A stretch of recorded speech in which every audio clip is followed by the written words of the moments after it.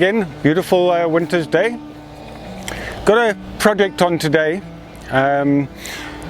Basically, because of the historic mismanagement of the natural conditions on the estate, through farmland, it was forestry, it was all sorts of things. We've got a number of problems, and the biggest one, of course, is the loss of the natural vegetation. Now, to do that, we have to actively manage it and reclaim it. Once we've got an area fairly clear of the exotics, the aliens, the invasive trees and bushes, we're left with an area that's fairly bare. So we use a number of methods. This morning we're hydro seeding. We're up on the new link road between Pearl Valley and Val de Vie, and we're faced with a real challenge here. These sands behind me are fairly sterile, and as you can see, there's lots of bare patches amongst them. So what we do is we get a contractor in. They use a large truck with a big water tank. Grass seed is mixed in with that water, and then it's sprayed over the area. Now that's a very easy and quick method of establishing the first stages of plant succession. Okay, another simple way of rehabilitation. This is rhinoceros, and basically called that for the simple reason that there used to be a lot of hook-lipped rhinos in this area. Either that it was the same color as a rhino, but be that as it may, it is one of the dominant plant species in this area, hence the term rhinoceros. What we do is, as the plants get old, they break off at the base and they start rolling around in the wind. And that way, like all the tumbleweeds, they spread their little seeds. So all we do is we harvest them, we cut basically a handful and literally just throw it on the soil.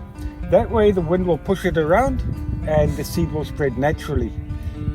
They'll lie in the ground for the summer. Next winter we'll start seeing the result of it. So very simple way of just helping nature kickstart itself again. Another reclamation method we use is by planting some of the indigenous pioneer plants. In this case, Coprobotus. Some people call it dead man's fingers, others Hottentot's fig. And the reason why they call it the Hottentot's fig, of course, is that you can eat the fruit. Makes a very nice jam. The gel is actually an astringent. You must remember, a lot of our indigenous plants have got medicinal uses, if you know what you're doing. In this case, we use it because it's an incredible pioneer. It forms a mat that stabilizes the soil. Now in these heavy clays, because clays are very difficult to work, we plant by hand. We get the cuttings, and very often we're lucky that homeowners, when they're clearing their beds or trimming back, they'll give them to us. We collect up a batch and then we come into difficult areas and we start planting them.